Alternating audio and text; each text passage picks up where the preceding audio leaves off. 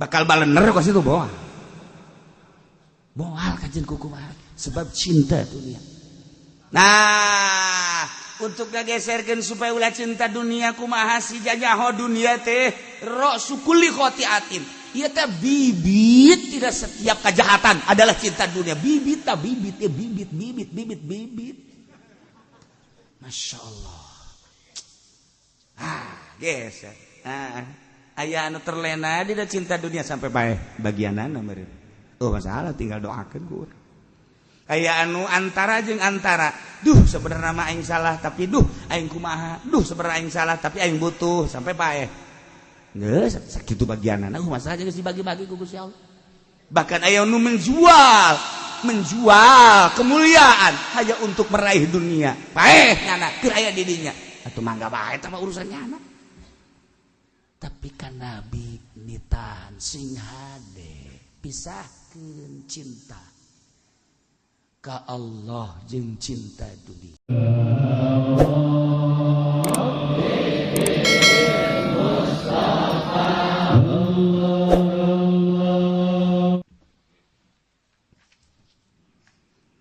Allah tadi miwarang ka Kangjeng khususna umumna ka urang sadayana nitah selalu zikir ka Allah wazkur rabbaka fi nafsik selalu ingat di jero hati motifna tadarru'a wa khifah DP jeung sieun ka Allah dek diayakeun suarana jadi hate mah teu kadenge mangga cuban wa dunal jahri minal qaul diayakeun suara ulah tarik-tarik sedang laun teuing teu tarik teuing ulah iraha bil ghuduwi wal asar sepanjang masa isuk sore peuting berat wala takum minal ghafilin ulah rek aya anjeun Muhammad minal ghafilina termasuk jelema nu poho kabeh ka Allah. Masya Allah. Khitab khusus ka Kangjeng padahal mah umum jang umatna. Ai Kangjeng mah jageus teu kudu dititahan ge per detik per napas da pasti ingat ka Allah. Sebab beda komponen Kangjeng Nabi jeung komponen urang. Diciptakeun ku Gusti Allah Kangjeng Nabi mah afdalul makhluqat, komponenna berbeda. Ulah kakarak ning Kangjeng Nabi cacak para sahabat ge berbeda jeung urang. Ulah para sahabat anu brilian, para aulia-aulia Allah berbeda. Para aulia terlalu luhur, ulama-ulama solihin berbeda. Kebedaanana ketika sholatnya nama kuat sababaraha rakaat kurang mah padahal daharna leuwih gede tibatannya. Tapi kekuatan sholat jauh. Puasana gagah. Urang maka karak puasa datang ka zuhur bage geus teh okaler kitu. Anak geus teu katanya ku urang. Pamajikan geus disabodo-sabodo. Aya puasa urang meleng-leng mah. Beda komponen. Beda. Ngaji urang mah saminggu sakali ge geus asa pangajina bae. Kitu ge berbeda jeung batur beuh. Berangkat ngaji di imahna wuduk datang ke dia wuduk di double cover. Wah, beda. Masya Allah. Wah, dedelean beda jeung ulama. Dedengean beda. Memang komponennya diciptakan ku Gusti Allah berbeda. Satu ketika Wali Allah mah bisa kuat teu dahar, mungkin sapoe sapeting, mungkin 2 peting, mungkin saminggu bisa kuat. Teu dahar teu nginum. Lamun Syekh Maulana Hasanuddin titah tapa awalan 40 peting teu beudang dahar teu meunang nginum. Begitu ditanya setelah 40 peting ku Syekh Sarif Hidayatul kumaha rasana? Can sabaraha bah? Coba urang titah 40 peting. Engke ku abah dek ditanya geus beres 40 petingna. Ke abah engke datang ka dinya ka patapaannya. Ayo buatkeun ku sia. Datang ka dinya tinggal tulang taleng. Tinggal tulang taleng. Hulu di mana? Suku di mana? Bea. Teu kudu 40 poe tah mah saminggu ge geus ajur tah mah geus. Tuh beda komponenna tuh. Ulah haju nitah tapa-tapa ka murid. Tapas ya di mana? Tuh di Leuweung Gede. Paes ya. Bisa tuh dileheula komponenna geus kuat apa encan. Beda. Lamun Mama Bakri baheula ngaji bulanan teh berangkat bada Isya lamun teu ditoel subuh ge ngaji bae. Urang mah kakarak 2 jam ge. Waduh kiai zolim. Geus disebutkeun kiai zolim. Kencang teuing cenah eta ngaji lekebal teuing. Geus zolim ka kiai teu beres murid teu beres dah. Masya Allah kari. Poho jangan teh ku lazat-lazatna ibadah. Ngaji sebab teu boga rasa, ngaji teh ngahareupan makhluk, ngahareupan jelema.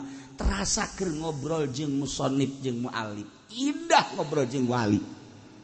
Kan ngobrol jeung wali mah ngeunaheun. Urang kuari lamun ngobrol jeung lain wali penuh kecurigaan.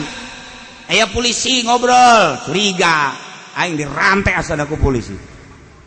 Urang ngobrol jeung abdi curiga, digranat bisa aing. Nu sugih ketika ngobrol jeung kiai, curiga, asana kebal-kebal dipenta aing. Awewe ngobrol jeung hiji lalaki, kebal-kebal, wasa asana, waduh cintaku dicuri. Beda, urang mah penuh kecurigaan. Penuh kecurigaan orang, tapi ngobrol jeung wali moal sebab naon ka dunia geus teu hayangeun moal mentanya nama. Ketika aya sesuatu apakah orang bakal dipenta tulung moalnya nama geus langsung ka Gusti Allah, la khaufun alaihim wa lahum yahzanun. Ketika lapar sugannya nama bakal menta dahar moal malah lumilu menta dahar ka nyana. Sebab urang geus teu butuh. Kuateun nya nama. Mantak urang teh lamun kadatangan wali ngeunaheun sebab daon moal nyuguhan dahar moal nyuguhan nginum ngeunaheun. Coba kadatangan si eta uyang endog beak kotok beak boro-boro anu geus di meja anu hirup di bawah bae eta mah garong beneran uyang urang sia mah neuleuna ka dieu ka ditu atuh angon geus khusus teh kitu.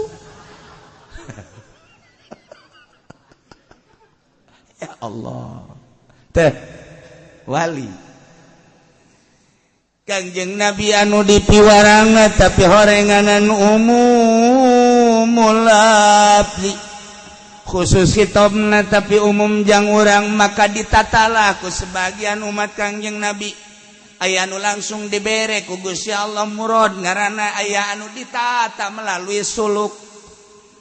Adapun perjalanan suluk beda-beda tergantung kumaha guruna.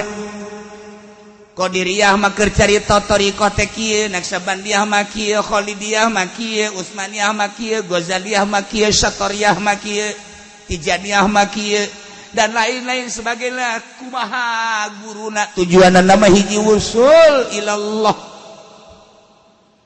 Nu mantak ditorikohkeun teh lantaran urang teh sapopoe tani, sapopoe dagang, sapopoe gawe di kantor, sapopoe urang bergaul kunaon ieu hate urang teh di Qur'anan ku di Qur'anna, di hadisan ku di hadisanana, di ajian ku ijma ulama di ajianana, tapi tetep teh daek kageser resep teh kana dunia bae. Makin jadi kiai makin cintana jelas-jelasan karena dunia kerja di santri marada deres barang dikiaikeun Masya Allah proposal ambalayah kok jadi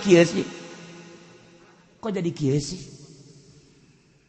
ketika datang kandidat datang ka manehanana anu tadi nama cemi kuari mah malah menta pondok dibangun ku Golkar, pondok dibangun ku PDI, sehingga lagi pondok na majelisna tapi nu ngeusianana eueuh santri paburia nu ngaji arembungeun tinggal nyana bae teu dikiaikeun marah tapi ngaji henteu. Gara-gara cinta dunia.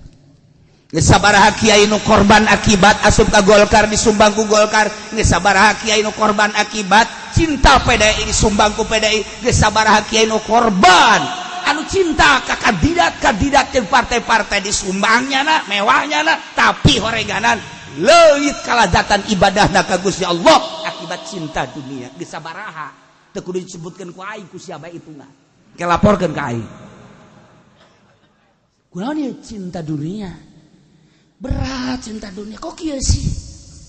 Sementara ketika Quran dibaca mah Masya Allah dunia teh orenganan mataul gurur dibaca kunyana tapi geuning terus makin cinta.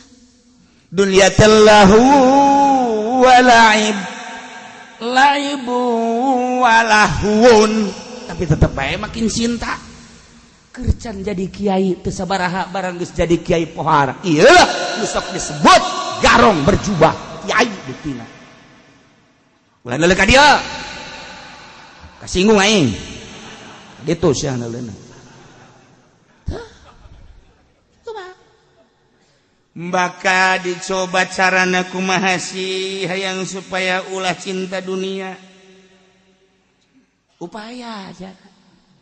Aya kiai makin jadi kiai makin cinta dunia teu ngupayakeun kok padahal mah nyaho manehna bahwa dunia teh jahat sebab dunia teh adunya bahrun amik kok dogori kok nasun kasir dunia teh hubbud dunya ra'su kulli khati'atin geus jelas tapi makin ka dieu makin cinta dunia makin cinta pesantren teu cukup ku pesantren salapi dijieunlah yayasan Supendiah aja namanya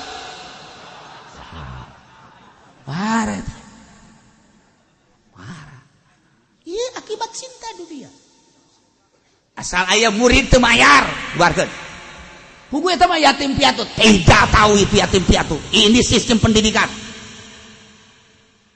kumaha ieu mah bapana susah alah neangan ada yayasan sejen susah ulah sok sekolah ka dieu. Gas, adi tuh batu kasalapi itu ortodok. Cinta dunia. Salah? Itu emang sistem belajar kos itu di Belanda nage. Di Belanda nage kos itu supaya pinter. Ya nage bebeja tah jangan gaji guru dah saha. Lain sia-sia. Dek pinter kuahas ya. Gaji teu henteu. Ngomong mah bisa. Oh, masalah dengan berbagai dalil jakada ge kuceli urang pek bae dengan cinta dunia. Bakal balener kos itu bawa. Moal kajen kukumaha sebab cinta dunia. Nah, untuk ngageserkeun supaya ulah cinta dunia kumaha si jajaho dunia teh ra'su kulli khati'atin. Ieu teh bibit tidak setiap kejahatan adalah cinta dunia. Bibit. Masya Allah. Geser. Aya anu terlena dina cinta dunia sampai bae bagianana meureun. Oh masalah tinggal doakan gue. Kayak anu antara jeung antara. Duh sebenarnya mah aing salah tapi duh aing kumaha. Duh sebenarnya aing salah tapi aing butuh sampai paeh. Geus sakitu bagianana masalah geus dibagi-bagi ku Gusti Allah. Bahkan aya nu menjual kemuliaan hanya untuk meraih dunia. Paeh nyana keur aya di dinya. Atuh mangga bae tah urusannya anak. Tapi kan Nabi nitan sing hade pisahkeun cinta ka Allah jeung cinta dunia. Kok mulai aya kiai anu berpikir aing teh bakal paeh sedengkeun di pundak aing teh ieu adalah amanah mun aing paeh ke ditanya ku Gusti Allah aing nitipkeun ilmu kasiat teh dipake naon ngarannya dah teh ieu karim kumaha ke akhirat mulai carana ieu supaya ulah cinta dunia kumaha carana geus nyaho bahwa dunia teh nini anu dipoles geus nyaho bahwa dunia teh bangkai geus nyaho bahwa dunia teh rasukuli khotiatin geus nyaho bahwa dunia teh mataul gurur dengan berbagai kisah jeung dalil teh geus nyaho. Nah kuari carana kumaha ieu menta cara cat neangan cing coba ka ieu karasakan ku hatena geng. Lamun geus dibere bagian aya tek ieu nyanana boga bagian ti Gusti Allah dengan upaya-upayanya ingin meninggalkan dunia, mulai nyana asup ka imah thariqah bere ku guruna sok gitu nu kuduna mah zikir teh lalaunan lantaran kula launan mah osok teu khusyuk suaraan la ilaha illallah la ilaha illallah di suaraan ge masih kene luak lieu kene bae lantaran ieu mah tahap belajar sing tarik la ilaha illallah illallah illallah nyana kaget-kaget ku illallahna tak belajar kan lu geus bisa emang gandeng atuh henteu tahap belajar kan nyana ge ceng jeung budak ngelehkeun suara-suara laut illallah illallah nyana muringkak bulu ge teu puguh muringkakna nyana mah sebab ieu mah kadegena kageter kana hate bae we gandeng jadi illallah tah diberian mulai nyana leuleus rahasia Allah ayalah ngerenyet Allah nu merena. Jahe guari mulai zikir teh rada laun ge ngeunaheun la ilaha illallah la ilaha illallah ngeunaheun geus ngeunaheun jasa teu kudu sorangan teu kudu sorangan urang bobogohan jeung awe mimiti mah ngomong rada jauh ka belah dieuna haharewasa ka dieuna mah tanpa suara tapi ngaragap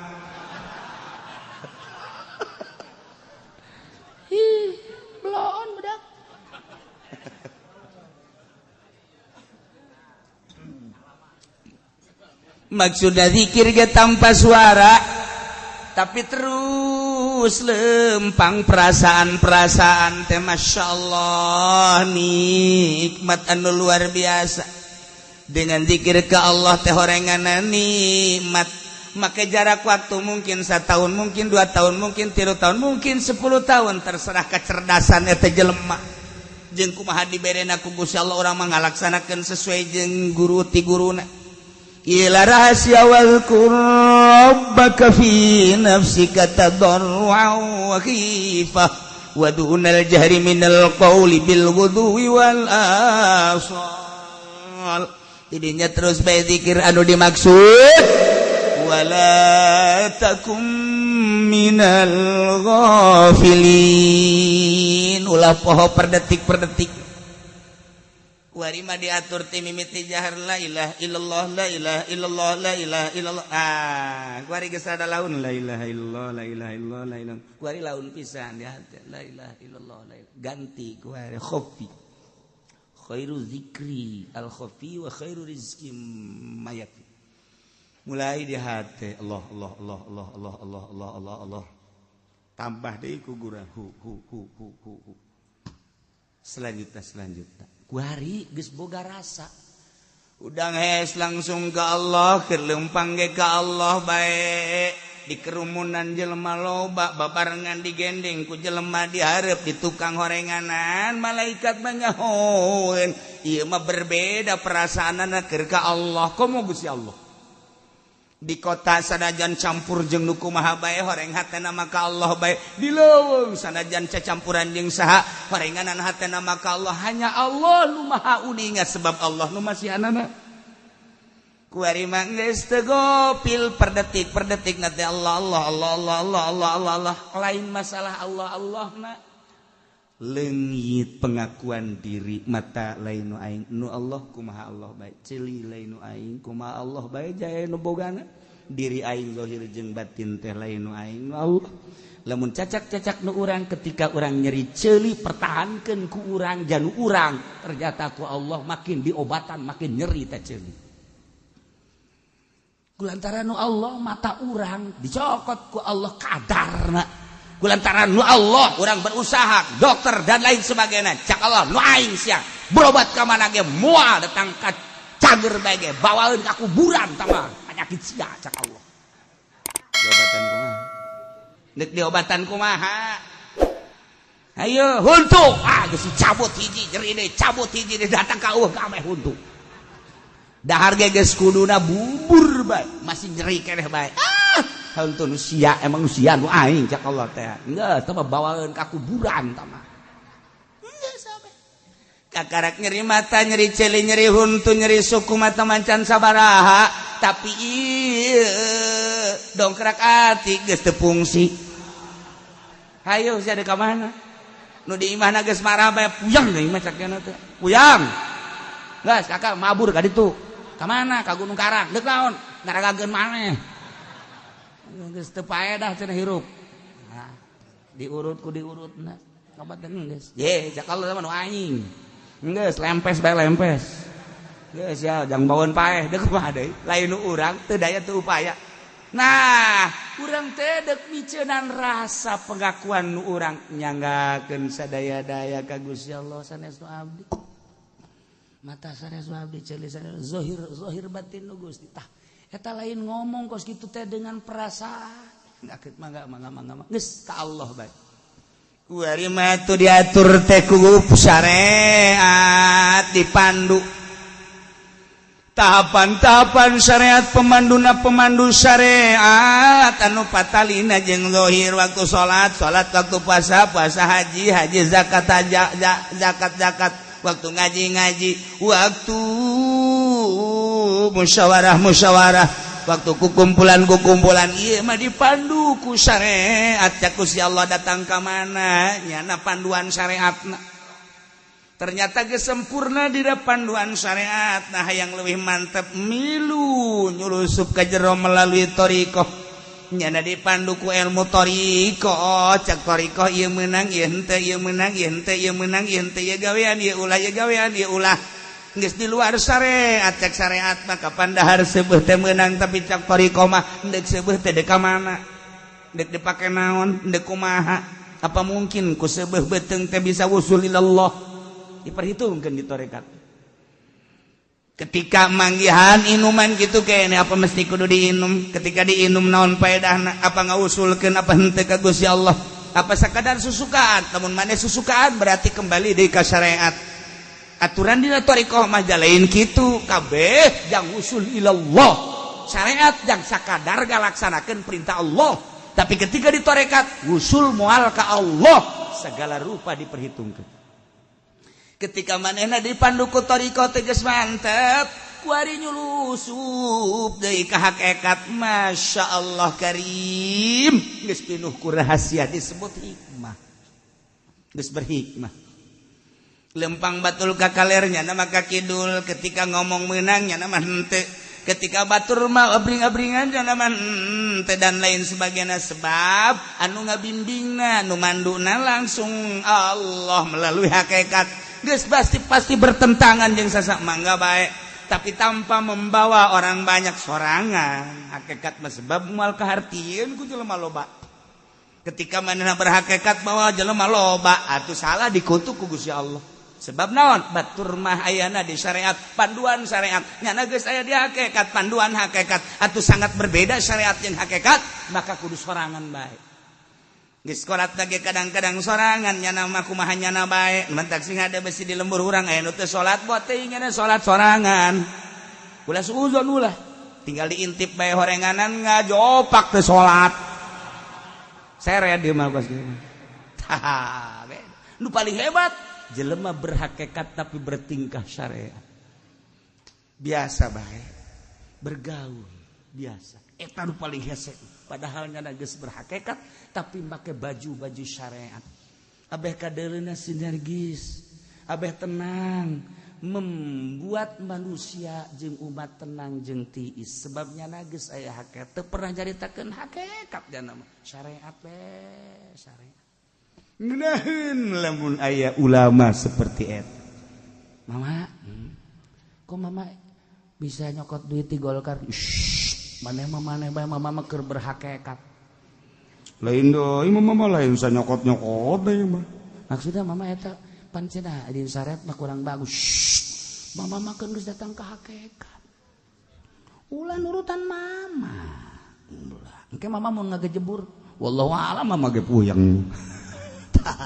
Ieu mah mamanukan kos kitu. Mamanukan tah mah saya nu kos karar itu ulah didengekeun bohong. Bohong, moal beukieun ahli hakikat maka duit pamarentah. Cadung nya nama.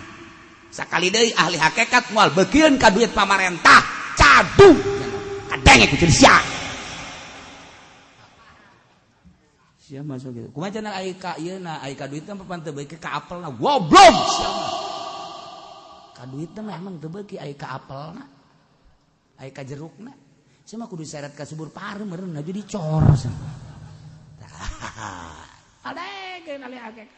Sebab daun Syekh Sikti ketika dibere duit ku gubernur saat eta dicekal gurucun jadi nana. Syekh Abdul Qadir ketika dibere apel cekal jadi getih. Ibrahim sarua ketika dibere ku gubernur dicekal set jadi bilatu. Dicekal apel ku Haji Pendi amis. Sabangsa amis rasa bilatu rasa anyir malah mementa deui ka ditu. Ya Allah ya jauh urang jauh jadi Allah. Carita-carita jelema nu zikir mah geus sudang sare kiceupna sagala rupa dengena langkah-langkahna selalu ka Allah. Ieulah jelema anu geus berhakikat usul ilallah. Derajat manusia tadi ditinggali tina kawauhna dirina jeung Gusti Allah. Datang ka mana marifat badi dinalah makomnyana. Datang ka mana nyana teh nyahona ka Allah di dinyalah makomnyana. Urang mah kakarak datang ka syariat, syariat lage puluya pelaya makom urang di dinya lain makom disebut datang makos kitu mah. Ngan kakarak datang ka dinya geus. Geus. Can boga makom. Lamun hayang nyaho diri sorangan bae ulah ka batur datang ka mana aing bencina terhadap dunia. Datang ka mana kalazatan aing ibadah ka Gusti Allah. Datang ka mana sih aing geus pegatan jeung dunia na teu kudu ka batur diri sorangan bae heula ukur. Di dinyalah makom urang nu sebener-benerna. Ketika di syariat paduan syariatna geus pas apa ente. Ketika di tarekat paduan tarekatna pas apa encan. Ketika di hakikat geus lain urusan tambah dirina jeung Gusti Allah. Kitulah walkur rabbaka tinggal ku urang diperhatikeun digunakeun ai aing begitu hudang geus lain ka Allah begitu hudang langsung tek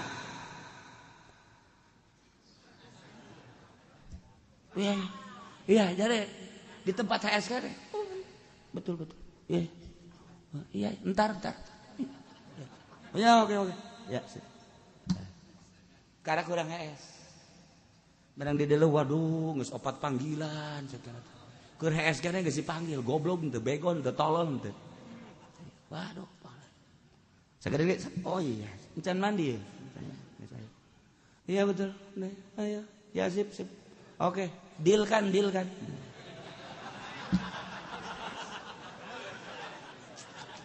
Kakarak turun di tempat sare dekat cai geus. Ya. Wah iya bagus. Oke. Tunggu ya saya mandi dulu. Encan mandi mesti lo kali panggilan. Dasar jurig baik. Ulah kasih inggung sia. Biasa bae sih. Ahli Allah teu pernah boga HP, teu pernah boga TV. Pernah pepegatan kana mah jeung bos katu geus udang hes geus masyaallah alhamdulillahilladzi ahyana ba'da ma amatana wa ilaihi nusyur. Terus alhamdulillah Gusti dihudangkeun tina sare teh kembang maot masih keneh dibere umur ku Gusti kuatkeun abdi jeung ibadah ka Gusti mulai udang jam 3 kacai geus menta ka Allah menta dipanguat mandi salat Allahu akbar Allah Gusti abdi bisana sakieu salat nunitana Gusti nu ngagerakeun Gusti nurek narimana ge Gusti nyangakeun sadaya-daya abdi mah bisa nangan sakieu mulai berangkat ke masjid salat subuh Allahu akbar beres salat subuh langsung nyangakeun sadaya-daya ka Gusti abdi dititah ku Gusti digerakeun ku Gusti abdi basa kadar hayang ridho Gusti bagus jeung goreng nama kumaha Gusti bae nu nganileh nyangakeun sadaya-daya sakieu ka bisa abdi berangkat ka imah langsung maca Quran auzubillahi minasyaitonirrajim bismillahirrahmanirrahim cak majikanna ka ieu kopi tutupan bae heulanan aya jin kege jin nanyana horeng urang wacan ge naon kopi mun aya susu itu goreng can kacai-cai aja masyaallah pamajikanna ngarejag-rejag salaki jadi kieu cenah ieu was-was salaki awas aing keluar teh geus kudu gembrak deui boda parah cek majikan ieu ka haji jadi kieu barang ngaji ka Cilongok ieu nya atuh kudu da lain gitu ka ngedo kopi lah teu kudu ke nyeduh sorangan bae ka jauh boga suku masyaallah cek pamajikanna loba amat perubahanna ka barang teu boga duit ku ari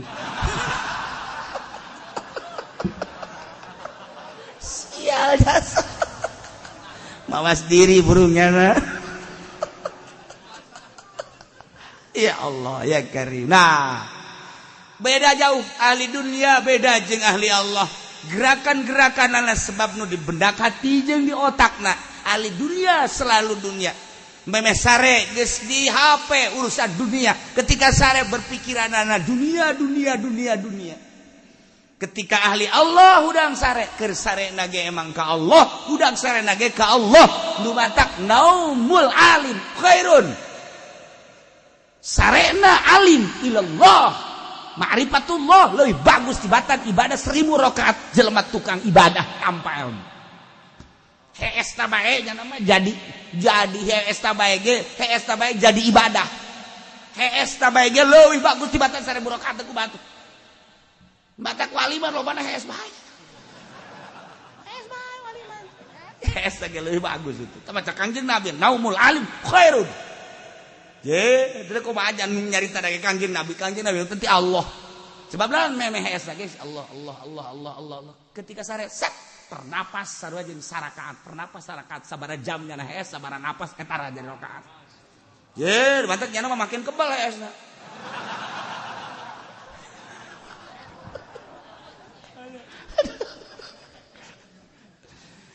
babandingan Gusti Allah nyaritakeun hamba nu selalu ingat ka Allah ialah nu ngaran malaikat cek Gusti Allah innal ladzina 'inda rabbika la yastakbiruna 'an ibadati wa yusabbihuna walau yasjudun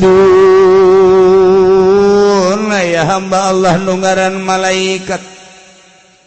malaikat bade ciptakeun ku Gusti Allah petena nur lain lalaki lain awewe tanpa aya jasad malaikat bajeng eueuh nafsuan istuning didamel ku Gusti Allah teh jangan laden ka Gusti Allah aya anu salat bae aya nu sujud bae aya nu ruku bae nu tasbih bae zikir bae eta mah urusanana urusan Gusti Allah ngan kabeh ge innal ladzina sanyana malaikat inda rabbik anu deket ka Gusti Allah lantaran teu pernah maksiat deket rahmatna jeung ridhona la yastakbiruna sombong tina ngaibadahan ka Gusti Allah nya nama diciptakeun teh istuning nurut ka Gusti Allah wa yusabbihun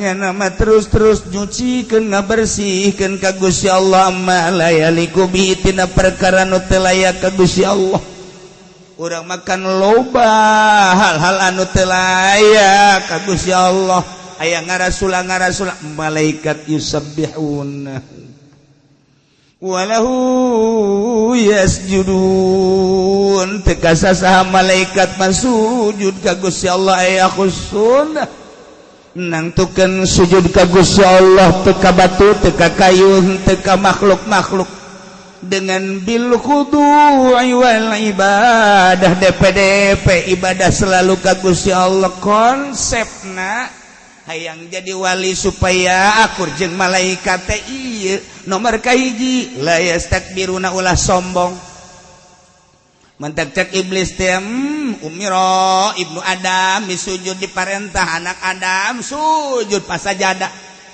awalna makang jeung Nabi Adam umiro Adam disujud pas sajadah atuh palahu al jannah kanjeng Nabi Adam kita sujud ka Gusti Allah hajunya nama sujud atuh boga sorga haju umat nage ditita sujud ka Gusti Allah haju sararujud atuh falahumul jannah jelema anu daek sujud dibere sorga ai umirtu bisujud li Adam aing mah tita sujud ka kanjeng Nabi Adam aing mah embung atuh palian nar aing mah bagian neraka bedana Adam jeung aing Adam mah tita sujud ka Allah daek bere surga aing mah tita sujud ka Adam embung aing mah bakal dibere neraka ulah sambatkeun aya cek iblis maknya aing kudu sosoranganan di neraka aing urang Cikupa urang Blaraja deuk diacak-acak supaya ngabaturan aing hayo siapa ini sia de teh teh kiai teh naon eta mah cenah kori komo kori bebari ku aing digieukeun lah eta mah cenah pengusaha pengusaha mah komo deden eta mah cenah pejabat raja nah mah kos kitu acak-acak geus ku aing eta mah ki haji ya boro-boro ki haji kiai ge ku aing di beak ku aing gas pokona atuh tungtung nama di Blaraja lain nurut ka Allah nurut ka iblis di Cikupan nurutna lain ka Allah nurut ka iblis di sepatan di pondok kabeh nurutna ka iblis iwal teh di Cilongok Masya Allah istimewa ya Allah ya Rabbi nah nu mantak kurang singa dewe singa geser jero hate urang konsep lah yang jadi malaikat ieu nomor kahiji la yastakbiruna ulah sombong selama aya kasombongan di diri urang boh aing mah pan sugih moal jadi wali boh pan aing mah gagah moal jadi wali boh pan aing mah pinter moal jadi wali boh pan aing mah kasep moal jadi wali boh aing mah pan boh aing mah pan boh aing mah boh lega ku sia boh moal jadi wali kudu tawadu sugih tawadu dina sugih pinter tawadu dina pinterna gagah tawadu dina gagahna urang jadi pejabat tawadu dina jabat urang jadi kiai tawadu dina kakiaian urang jadi pedagang tawadu dina dagang deureuss tama ilmuan hartaan gagah ieu mah harta eueuh ilmu eueuh gagah eueuh tapi tulang cangkeng diceuli goblok aya kuari ge jelemana sia asal kos kitu we ka dieu heran aing mah pajar namanya apa? Aduh, tadi sebutkan ge ngaranna. La yastakbiru. Nomor kedua. Lamun urang geus teu takabur wa yusabbihuna. Sucikeun Gusti Allah malayaliku bersihkeun lain sakadar subhanallah subhanallah subhanallah subhanallah.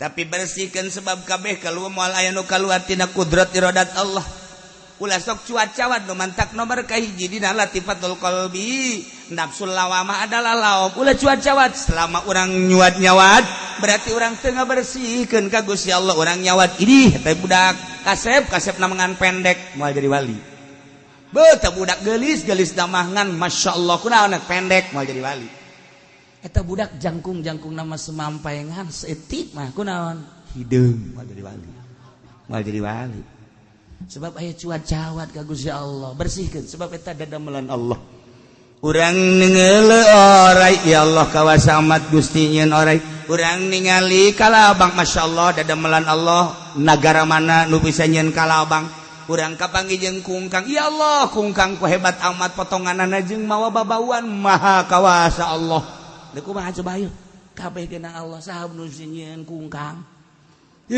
wal aya ayo aya kica-kica ya Allah ya Rabbi ya Gusti Allah maha kawasa nyeun kica-kica segala rupa aya sireum teu pe asup ka ceuli kawasa Allah ngasupkeun ieu sireum ka ceuli abdi aja da kumaha juga urang mah goblok sireum tolol sireum lamun geus kitu garak yusabbihuna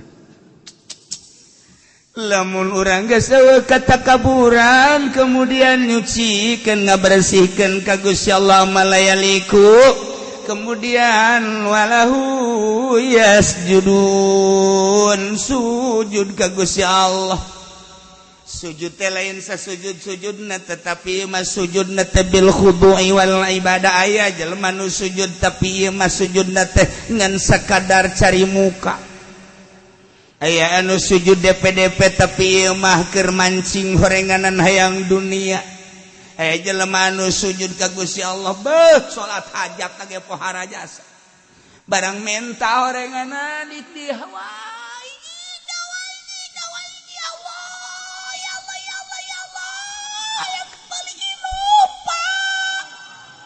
sujud bloon sujudna lain khudu jeung ibadah inopa diwirid ku nyana 7 poe aju ngadoa Allahumma lain kol basar witi kamalayan talhadi dari Daud alaihi salam Gusti abdi kakarak boga pabajikan hiji hayang nambah Gusti supaya leuleus hate sarwiti jeung nu kolot ge supaya leuleus dibere ku aing doana moal dibacakeun wah bahaya gitu bahaya nyaranung kabeh murid aing ge